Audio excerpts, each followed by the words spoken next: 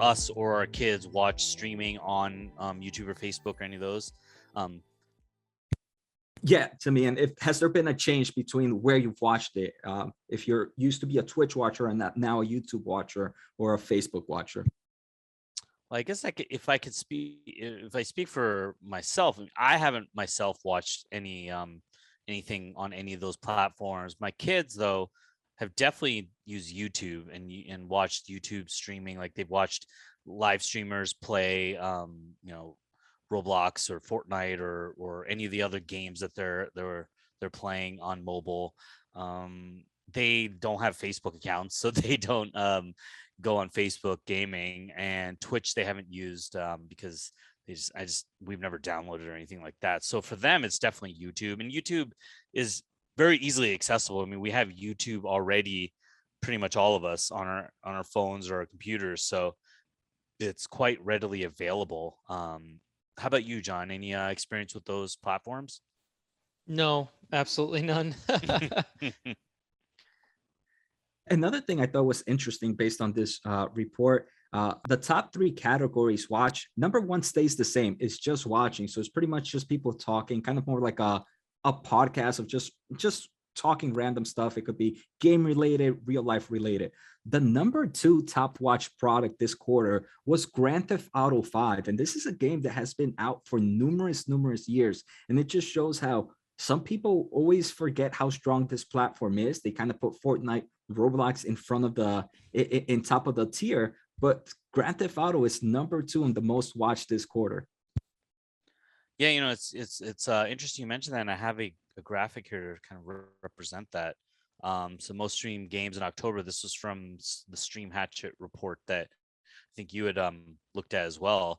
So League of Legends led with 252 million hours watched, and this is across Twitch, YouTube gaming, and Facebook gaming. So this is for all of them. And like you said, Grand Theft Auto 5 is second at 228 million. Um, you know, I don't even know what Just Chatting is or Dota 2. I mean, I'm sure it's very popular. Just give the numbers here. I have heard of Minecraft. It's 99 million. And then a bunch of other games. I've also heard of PUBG Mobile. I think my kids have played those games and probably streamed them too. But this is pretty amazing that that it's I don't think you think of gaming, but we don't if you're new to the space, you may not think as much of um, how much people watch gaming and stream gaming. And one thing I wanted to mention from that slide, it just shows the strength of some power companies. New World, it's number, I believe, 10. I forget the third to last, New World. That is actually won by Amazon Studios that just came out. And I think this was one of their first big games. And you can just see the power of how just having a big platform and all that money can make you in the top 10, even though it's probably one of your first games being released as a Amazon gaming studio. So this is interesting. Do you know who makes League of Legends? Do you know? Uh, that should be Riot Games, and is owned by a big portion of that company is owned by Tencent. So I think it's Riot Games. Got it. Like Grand Theft Auto. Do you know Yeah, that one? that's Riot Games. That Or that one too? no, Red Star, Red Red Star. Star, and that's Take Two Interactive. I know it's Take Two Interactive. Yeah, Take Two Or Interactive. Rockstar, I believe, something R Star. And then Minecraft, I'm sure you guys know, is owned by Microsoft. So um, it's interesting because as we look at these different games and streamed games, part of the show too is like, what do we invest in the gaming area? What are good companies and stocks to invest in to capture some of these trends and things we're talking about? And it's not always evident when you're looking at just the game names. Like there's some of these companies are owned by a publisher who might be owned by another one, like a bigger company like Tencent. Microsoft Minecraft is a game that's owned by Microsoft. um, it's not always easy to figure out, like, all right, this game is leading, who do I invest in to capture that trend or that growth.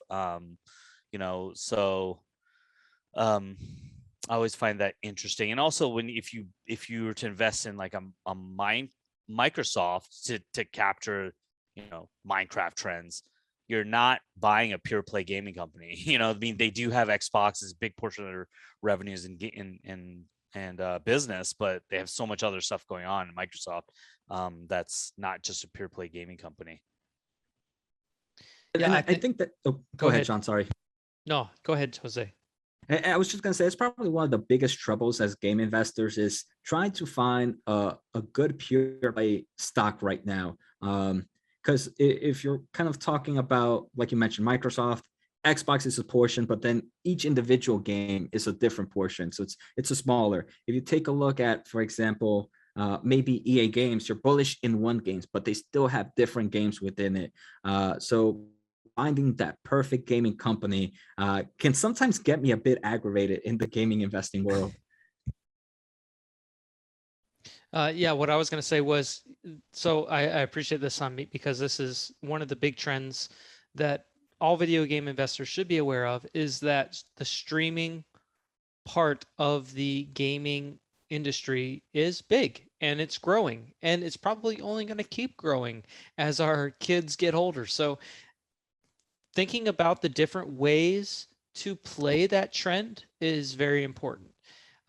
The other trend that is, to me, still underappreciated and very, very big is the growth of the mobile gaming industry. This is the subsector of the gaming industry that is growing. And I like the article that you brought to the table, and I'm just going to dive into it right now, if that's okay. Absolutely. From App Annie. So statistics from a company called App Annie. This is a third-party data aggregator. And what they're sharing is that according to their analysis, mobile gaming is on track for 120 billion in spending this year.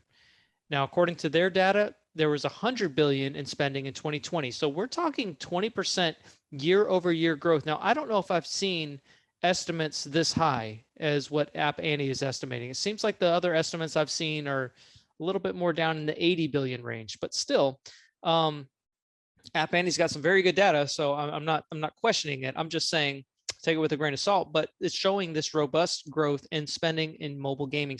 14.3 billion games downloaded in just the third quarter. This is across platform, across games, and 3.6 billion of these games are considered hyper casual. And so hyper casual games, this is a game that can be played in a minute or less. So it's very quick to play. You can maybe just pull it out in between little things here and there. It's a growing part of mobile gaming, these hyper casual games. Many game studios are trying to now create a strategy around creating a hyper casual version of a casual game that they already have. But this is another trend to watch, and one that if you want to invest in video games, you need to figure out how you're addressing an investment in mobile gaming.